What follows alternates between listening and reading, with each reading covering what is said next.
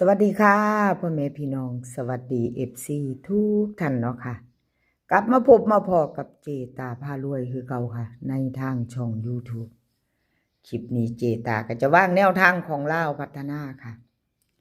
ลาวพัฒนาจะเป็นของวันที่13เนาะค่ะเป็นวันศุกร์เห็นอยู่นี่จะเป็นประวัติของตาบรรทัดค่ะ FC ทุกท่านกับขอโทษขออภัย FC ตาบรรทัดหลายๆค่ะที่เพิ่นเข้ามาติดตามรับชมรับฟังเนาะค่ะตาบรรทัดหลุดไป2งวดแล้วเด้อพี่น้องวิ่งหลุดเข้าไปอยู่วันที่6ตัวเดียวแต่ว่า2ตัวเพิ่นหลุดไป2งวด3งวดแล้วพี่น้องหลุดคือหลุดชัดเจนเนาะตาบรรทัดช่วงนี้เพิ่นหลุดยาวอยู่เด้พี่น้องเนาะตาบรรทัด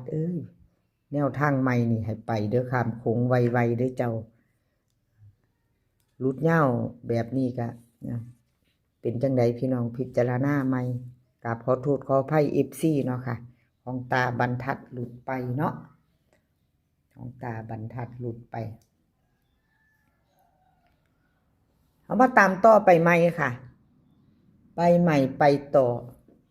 กับตาบรรทัด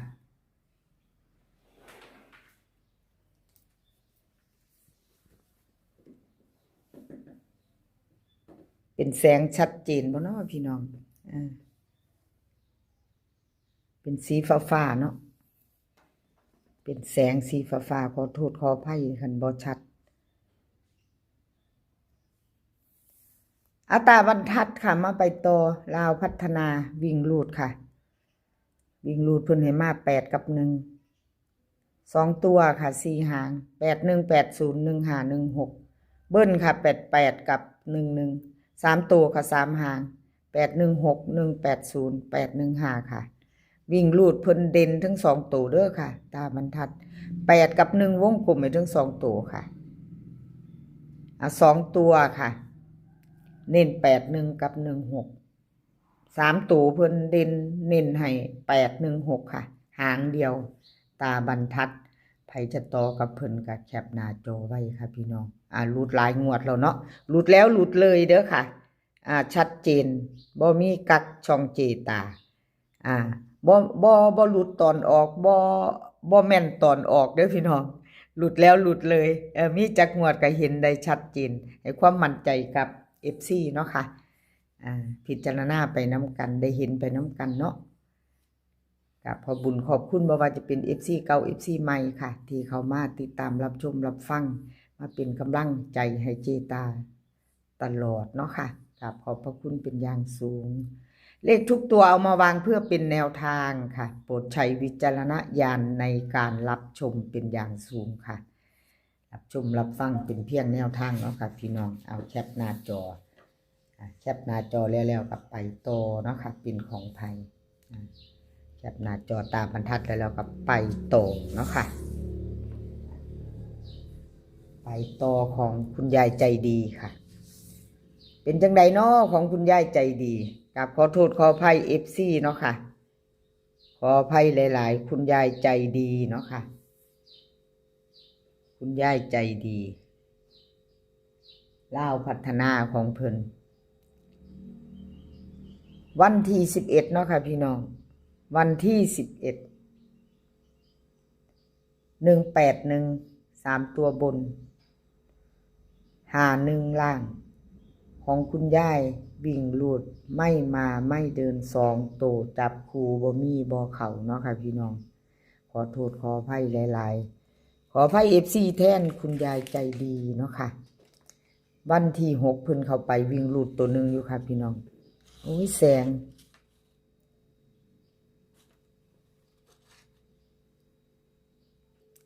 เอามาไปต่อค่ะแสงมาบ่ทอกันเจตาเลยไปปิดผ้าม่านเอามาไปต่อคุณยายใจดีเนาะค่ะที่ให้เบิ่งประวัติเพิ่นค่าไว้วันที่6ที่ผ่านมาเพิ่นเข้าไป6ตัวนึงอยู่เนาะพี่น้องวิ่งหลุด2ตัวมา1ตัวเนาะค่ะหลุด2งวดค่ะหลุดไป2งวดจับคู่บ่เข้าบ่เดินแล้วก็วิ่งหลุดวันที่11หลุดค่ะ คุณยายใจดีกราบขอบคุญขอบคุณคุณยายใจดีหลายๆเด้อค่ะที่ให้แนวทางมาว่างทางช่องของเจตาเนาะค่ะไม่มีแนวทางก็ไม่มีช่องค่ะบ่ว่าจะเข้าจะหลุดเพิ่นก็ให้เจตามาว่างทางช่องตลอดเนาะชอบแนวทางเดียวกันค่ะกราบขอบคุญขอบคุณหลายๆเอาเฮามาไปใหม่พิจารณาใหม่แนวทางใหม่ของคุณยายใจดีค่ะวิ่งรูดเพิ่นให้มา3 กับ 1 3 กับ 1 2 ตัว4 หางค่ะ3 7 3 6 1 4 1 5เบิ้ลค่ะ3 3 กับ 1 1 3 ตัว3 หาง3 1 4 1 3 7 1 1 3ค่ะวิ่งรูดเด่นทอกันเด้อค่ะ3 กับ 1วงกลมให้เท่ากันวงกลมให้ทอกัน3 กับ 1สายวิ่งสายรูดพิจารณาซ่อมเบิ่งพี่น้อง2 ตัวค่ะเพิ่นเน้น2 หาง3 7 กับ 1 4ค่ะ3 ตัวเน้นหางเดียว3 1 4ไผจะต่อกับคุณยายใจดีวันศุกร์วันที่13ค่ะลาวพัฒนาออกชอบกระจัดขัดกระพานค่ะของคุณยายใจดีแนวทางใหม่ของเพิ่นแคปหน้าจอค่ะใครจะไปต่อกับเพิ่นเนาะพิจารณาเป็นเพียงแนวทางค่ะพี่น้อง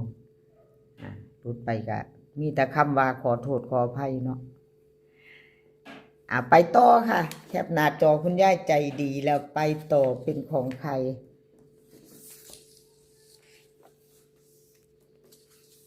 เจ๊อุ๋ยค่ะ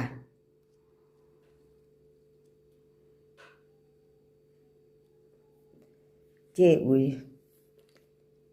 วันที่11ค่ะเจ๊อุ๋ยที่ผ่านมาวันที่11ลาวพัฒนาออกค่ะ18 1 3ตัวบน2ตัว5 1ล่างของเจ๊อุ๋ยบ่เข้าบ่เดินทั้งวิ่งหลุดไปทั้ง2ตัวค่ะพี่น้องกับขอโทษขออภัย FC แทนเพิ่น2 งวดติดแล้วเด้อค่ะเจ๊อุ๋ยทั้งวิ่งหลุดทั้ง2ตัวบ่เดินบ่เข้าเนาะ2 งวดติดชัดเจนเก่าหลุดไปใหม่มาค่ะเก่าหลุดไปใหม่มาแล้วของเจอุ๋ยกราบขอโทษขออภัย FC ผู้เพิ่นเข้ามารับชมรับฟังแนวทางเนาะค่ะกราบขออภัยหลายๆไปใหม่ค่ะพี่น้องไปใหม่กับแนวทางใหม่เพิ่นเจอุ๋ยวิ่งรูดค่ะเพิ่นให้มา6 กับ 3 6 กับ 3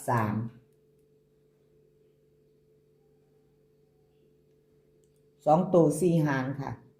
2 ตัว4 หาง6 1 6 2 3 5 3 6เบิ้ลหางเดียวเด้อค่ะ6 6เจอุ๋ยเบิ้ลหางเดียวค่ะพี่น้อง6 6 3 ตัวมี2 หางเนาะ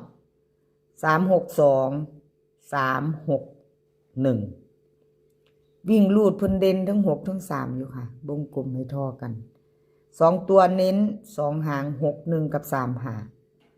แต่เบิ้ลในพี่น้องวันศุกร์จับตามองเบิ้ล6 6ของเจอุ๋ย3 ตัวค่ะ2 หางเพิ่นก็เน้นให้หางเดียว3 6 1เอาพิจารณาพี่น้องไผจะไปต่อกับเพิ่นเนาะไผจะไปต่อกับเจอุ๋ยแคปหน้าจอไว้ค่ะพี่น้องแคปหน้าจอไว้พิจารณาคลิปนี้เจตาก็จะวางเบอร์โทรไว้อยู่เด้อค่ะพี่น้องถ้าชอบแนวทางเดียวกันมีผู้ชอบว่างแนวทางเนาะพี่น้องช่องเจตาพารวยยินดีต้อนรับเด้อค่ะจะมาลองเบิ่งมาว่างแนวทางติดต่อเจตามาได้เนาะเขามาช่องเจตาพารวยเนาะค่ะเจตาว่างเบอร์โทรไว้ละคลิปนี้ถ้ามีใครสนใจเนาะพี่น้องถ้าชอบแนวทางเดียวกันมีแนวทางให้เจตามาว่างยินดีต้อนรับค่ะยินดีต้อนรับเขามาได้ค่ะเขามาได้มายินดีต้อนรับเด้อค่ะเซียนทุกท่าน